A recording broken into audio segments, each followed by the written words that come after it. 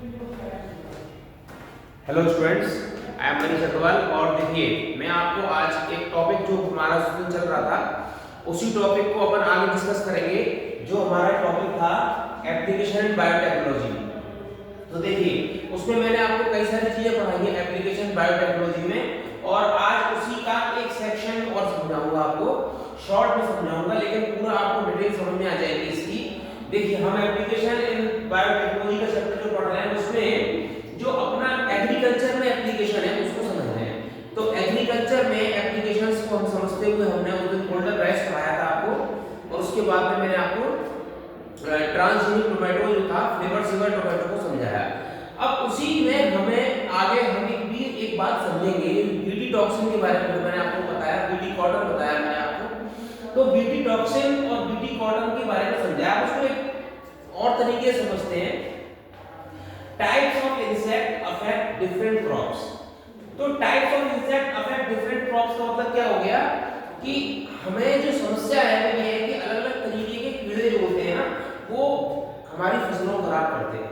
तो हमने इस हिसाब से स्पेसिफिक इंसेक्ट के लिए देखा कि भाई ये इस फसल को खराब करता है, ये इस फसल को खराब करता है। तो हमने बीटी टॉक्सिन को डिस्कस किया था उस दिन कि एक बैक्टीरिया था बैसिलस thuringiensis। बैसिलस thuringiensis एक बैक्टीरिया था जिसके अंदर हमने एक कैपेसिटी देखी कि उसके अंदर कुछ जीन्स जो थी वो एंडोटॉक्सिन और एक्सोटॉक्सिन बना रही थी, और जो एंडोटॉक्सिन थे वो हमारे काम के थे। और हमने उन एंडोटॉक्सिन्स को एनकोड करने वाली जीन को भी समझ लिया कि उसका नाम था क्राइजीन, CRY। ठीक है, इंसेक्टिसाइडल क्रिस्टलाइन प्रोटीन, ये क्राई प्रोटीन बनाती थी क्राइजीन। अब होता क्या था कि अब फसलें तो बहुत तरीके की है और कीड़े बहुत तरीके के लग रहे हैं फसलों के ऊपर। तो एक प्रोटीन से एक कीड़ा मर सकता है, और उससे हम चाहे सब कुछ हर एक कीड़े को मारते हर एक फसल पर वो इंप्लीमेंट करा जाए, ऐसा हो नहीं सकता।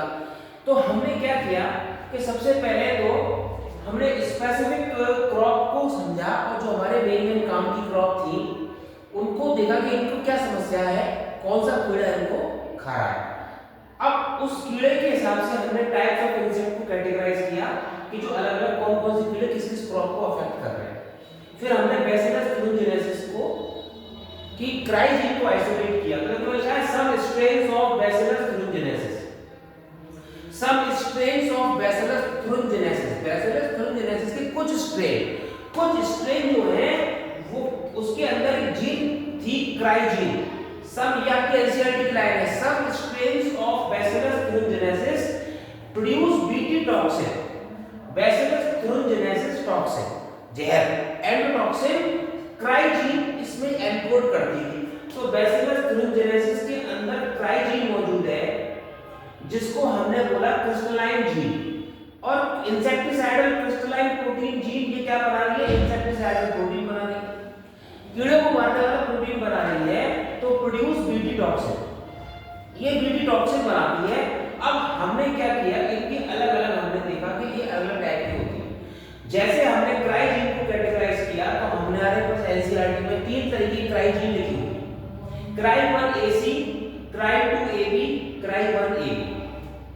ये देखिए, ये 3 हमने क्राइजीन आपकी एनसीईआरटी में डिस्कस किया गया। अब ये जीन हमने कहां से निकाली थी, बैसिलस thuringiensis से हमने ये जीन आइसोलेट करी थी, और बैसिलस thuringiensis से ये आइसोलेट करके हमने ये देखा कि जो प्रोटीन बना रही थी वो प्रोटीन क्राई 1AC और क्राई 2AB जो क्राइजीन की जो प्रोटीन बनाएगी वो कौन से कीड़े पर काम करेगी, कॉटन बोलवॉर्म। जो मैंने डायग्राम बना रखा है, ये पत्ती है, इसके ऊपर कॉटन बोलवॉर्म जो है बैठा हुआ है, ये खा रहा है पत्ती, और इससे क्या है डिसीज लग जाती है, और जो फूल का फल बनना होता है वो छोटा बन के रह जाता है। तो कॉटन प्रॉपर नहीं बनती है। जब कॉटन प्रॉपर नहीं बनेगी तो क्या होगा, उसका वजन कम हो जाएगा, फूल खराब हो जाएगा, फल खराब हो जाएगा, कॉटन की उपज घट जाएगी, है ना। ऐसा हम नहीं चाहते। तो ये कीड़ा इस पे बैठा हुआ ये खा रहा है, इसको कॉटन बोलवॉर्म कहते हैं इसको। और इसकी कैटेगरी लेपिडोप्टेरन है, ये मैं आगे समझाऊंगा। अभी हमें क्या समझना है कि हमने बैसिलस thuringiensis बैक्टीरिया से क्राइजीन को आइसोलेट किया, और उससे हमने एक बीटी टॉक्सिन नाम का जो जहर बन रहा था, उस बीटी टॉक्सिन नाम के जहर को हमने इस्तेमाल करना शुरू किया कीड़ों के खिलाफ। तो क्राइ1AB जीन, क्राइ1AC जीन और क्राइ2AB जीन ये किसको मारती थी? इससे जो प्रोटीन पैदा होता था, ठीक है, इससे जो प्रोटीन पैदा हो रहा था वो प्रोटीन किसको मार रहा था? कॉटन बोलवॉर्म को मारने के लिए चाहिए। कॉटन बोलवॉर्म इससे मार रहा था। चाहे आप स्प्रे कर दो ऊपर से, चाहे आप इसको जो है स्प्रे कर दो, और चाहे जो आप इसमें क्या करो, इसको इंजर्ट कर दो अंदर, उसको बायोटेक्नोलॉजी से उसको, ठीक है, उसको आपकी बॉडी में उसको ट्रांसजेनिक प्लांट बना दो, कैसे भी करके आप उसको यूज कर सकते हो। तो उसके बाद में क्राइ1AB, क्राइ1AB जो जीन थी ये किसको कंट्रोल कर रही थी? कॉर्न बोरर, मक्का का छेदक, मक्का का छेदक। और ये है हमारा कॉटन यानी कि रुई का कीड़ा, ये मक्का का छेदक बना रही है। मैंने मक्का नहीं बनाई इस बार, ये छेदक होता है मक्का का। ये मक्का जो भुट्टा होता है, कॉर्न होता है, उसके भुट्टे के अंदर घुस जाता है ये, और धीरे धीरे उसके दानों में छेद कर करके पूरी फसल, पूरे खेत में भुट्टों के अंदर आपने देखा होगा ज्यादातर भुट्टे है ना, बिल्कुल देखोगे वैसे तो अच्छे से दिखाई देंगे, ऊपर से अंदर से खोलोगे तो उसमें कीड़ा और उसमें छेद होंगे और काला पीला सा हो रहा होगा। ये इसके कॉर्न बोरर की वजह से ऐसा होता है। अब बीटी टॉक्सिन क्या है? हमने बताया था इंसेक्ट ग्रुप स्पेसिफिक होती है। बीटी टॉक्सिन कैसी होती है? इंसेक्ट ग्रुप स्पेसिफिक, यानी कि जैसे मैंने आपको ये बताया कि ये इस इंसेक्ट ग्रुप लेपिडोप्टेरम के क्राइ1AC और क्राइ2AB ये इस ग्रुप के इस कीड़े को मारने के लिए काम कर रही है। ऐसी क्राइ1AB ये कॉर्न बोरर को मारने के लिए काम कर रही है। तो इंसेक्ट ग्रुप स्पेसिफिक होती है, ये नहीं कि हर एक जीन हर एक को काम कर जाएगी। आप जीन को स्प्रे करो, उस बैक्टीरिया को स्प्रे करो या उसकी जीन आइसोलेट करा के ट्रांसजेनिक प्लांट बनाओ, तो ये क्या होता है? इंसेक्ट ग्रुप स्पेसिफिक होती है। देखो अब किताब में आपके जो दिए हुए एक लेपिडोप्टेरम इंसेक्ट का ग्रुप है, इसमें आते टोबैको, बर्डवॉर्म और आर्मीवॉर्म, ये दो नाम और दिए हुए हैं, तंबाकू का लगने वाला पौधा और आर्मीवॉर्म। और दूसरा सीलोप्टेरस, सीलोप्टेरन एक ग्रुप है, सीलोप्टेरन एक ग्रुप है जिसमें आते हैं बीटल्स, अलग अलग तरह के बीटल्स को, ये सीलोप्टेरन इंसेक्ट का ग्रुप है जिसमें बीटल्स आते हैं। लेपिडोप्टेरस जिसमें टोबैको, बर्डवॉर्म और आर्मीवॉर्म आता है। डिप्टेरस जिसके अंदर फ्लाइज और मॉस्किटो आती है। तो इस तरीके से हमने क्या किया? बीटी टॉक्सिन बनाए और इन इंसेक्ट ग्रुप के हिसाब से बनाए। बीटी टॉक्सिन बनाए के निकाले हमने और उसमें से उस जीन से प्रोड्यूस कराए जो कुछ स्ट्रेन बैसिलस थ्यूरोजेनेसिस के, जिसके अंदर वो जीन बन रही थी, जीन थी और जो प्रोटीन बना रही थी, उस जीन को आइसोलेट कर लिया। तो कौन सी जीन किस कीड़े को मारेगी? ये इंसेक्ट ग्रुप स्पेसिफिक वाली बात हो गई कि भाई ये जीन ये प्रोटीन बनाएगी और इससे ये कीड़ा मरेगा, है ना। जैसे क्राइ1AB और क्राइ2AB और क्राइ1AC इसको मारेगी, कॉटन बोलवॉर्म को मारेगी। तो इंसेक्ट ग्रुप स्पेसिफिक हो गया। कैटेगरी वाइज देखा जाए तो ये लेपिडोप्टेरन होते हैं, ये भी लेपिडोप्टेरन होते हैं। ऐसी सीलोप्टेरन, अभी एनसीईआरटी से हम फोकस करना है, जो आपकी नीट में और बोर्ड में जो काम की चीज है, एनसीईआरटी से डेविएट नहीं करना है हमको, और हमें उसकी चीज को पहले अच्छे से समझना है जो एनसीईआरटी ने हमें दिया है। वैसे तो डिटेल बहुत सारी बताई जा सकती है कि सर ये कौन सा होता है, ये कौन सी जीन मारता है, इससे ये सब आपके कोर्स में नहीं है। अभी हमें ये समझना है कि ये तीन जीन के नाम जो दिए हुए हैं एनसीईआरटी में, ये किसको किल करती है? कॉटन बोलवॉर्म को और कॉर्न बोरर को किल करती है। इसके अलावा कौन कौन से कीड़ों के ऐसे ग्रुप हैं, इंसेक्ट ग्रुप हैं, जिसके लिए ये बीटी टॉक्सिन बनाया गया है? लेपिडोप्टेरन, सीलोप्टेरन और डिप्टेरन, ये सब जो फसलों पर लगने वाले मुख्य कीड़े मकोड़े हैं जो ज्यादातर फसलों को नुकसान पहुंचा देते हैं। इनसे रिलेटेड अगर हम ट्रांसजेनिक स्पीशीज बनाते हैं, तो हमने क्या किया? पेस्ट रेजिस्टेंट प्लांट बनाए। मुख्य 6 तरीके के पेस्ट रेजिस्टेंट प्लांट बनाए हमने। BT cotton, BT corn, BT rice, BT tomato, BT potato, BT soybean.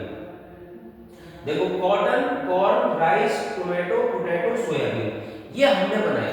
अब ये सब ट्रांसजेनिक स्पीशीज हो गई। सबसे बड़ी बात एक और तो समझिए, ये सब मोस्ट इंपोर्टेंट ऐसी फसलें हैं जो ज्यादातर देखो कॉर्न के लिए काम आता है, और कॉटन से कपड़े और दुनिया भर की चीजें बनती हैं, और उसके बाद में राइस, चावल दुनिया भर में खाया जाता है। टोमेटो फ्लेवर के लिए हर जगह टोमेटो का इस्तेमाल होता है। पोटैटो को आलू सब्जियों का राजा कहलाता है, और सोयाबीन से तेल भी निकाला जाता है। सोयाबीन की बड़ी एक मेजर फसल जिससे कि हम अपना गुजारा चला रहे हैं, वो फसलों को कीड़े खा जाते हैं, और उस पर अगर हम पेस्टिसाइड डालते हैं तो क्या होता है? वो फसल खराब होती है, जमीन खराब होती है, हमारा शरीर खराब होता है, क्योंकि हम मेजॉरिटी ऑफ द अमाउंट उसको कंज्यूम कर रहे हैं, इन फसलों को कंज्यूम कर रहे हैं। तो हमें क्या करना है, हमें इसमें से अपनी पेस्टिसाइड की जो हमारी रिलायंस है वो खत्म कर कर इसे हमें ऑर्गेनिक पेस्टिसाइड बनाना है, यानी कि हमें इसको बायो पेस्टिसाइड बनाना है। तो ये बायो पेस्टिसाइड बन गए।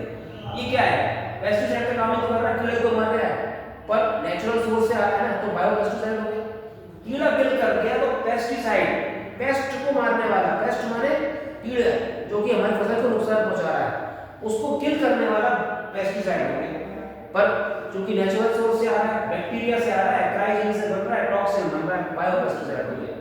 हमने इसकी अलग-अलग जीन निकाली, अलग-अलग बैक्टीरिया से अलग-अलग जीन निकाली और देखा कौन सी जीन की प्रोटीन किस इंसेक्ट पे काम कर रही है, और हमने उसी पेड़ में वो जीन प्लाज्मिड से हमने अब मालूम है आपको AITI प्लाज्मिड, एग्रोबैक्टीरियम ट्यूबिफेशियंस, उस प्लाज्मिड से हम क्या करते हैं, जीन को पौधे में इंट्रोड्यूस कर देते हैं। तो पौधे में इंट्रोड्यूस हो जाएगी तो वो एक्सप्रेस करेगी, एक्सप्रेस करेगी तो क्या होगा, जब वो एक्सप्रेस क्या है, टॉक्सिन बनाएगी अंदर बॉडी में, अपने प्लांट बॉडी के अंदर टॉक्सिन बनाएगी। इनएक्टिव फॉर्म में होता है वो टॉक्सिन, कीड़ा खाएगा तो वो एक्टिव हो जाएगा उसकी बॉडी में, क्योंकि अल्कलाइन पीएच होती है गट की, और उसकी गट में होल्स हो जाएंगे, क्योंकि वो इनएक्टिव प्रोटीन एक्टिव हो जाएगी वहां पर, उसके गट में होल हो जाएंगे अल्कलाइन पीएच की वजह से। तो ये मैंने आपको कुछ इंसेक्ट ये अलग से समझाया इसलिए, जिससे कि आप इसको जो है ना, जो चीजें बहुत सी ऐसी होती है वो ओवरलुक कर जाते हैं हम लोग, याद नहीं रहता, तो हम इसको बहुत सिंपल तरीके से, मात्र इसमें 4-5 जो है इंसेक्ट के नाम दिए हुए और 2 इंसेक्ट दिए हैं, इनको आप याद कर लो, 1 2 3 4 5, ये ग्रुप के हिसाब से हो गई, ये जीन के हिसाब से हो गई कि कौन सी जीन किस कीड़े को मार रही है। और ये हमने इसके बाद फाइनली इतनी फसलों को हमने ट्रांसजेनिक स्पीशीज बना लिया, पेस्ट रेजिस्टेंट प्लांट बना लिए, जो कि हम अब ये वाली स्पीशीज जिसको BT cotton, BT corn, BT rice बोल रहे हैं, इसको हम उगा रहे हैं। तो मेरे हिसाब से ये टॉपिक यहाँ क्लियर होता है। अगले में मैं आपको आरएनए इंटरफेरेंस जो है बताऊंगा, आरएनए साइलेंसिंग वाला, इसमें जो कि हमारे तंबाकू के पौधे में जो नेमेटोड का इन्फेस्टेशन हो जाता है उससे कैसे बचा जाए आरएनए इंटरफेरेंस की मदद से।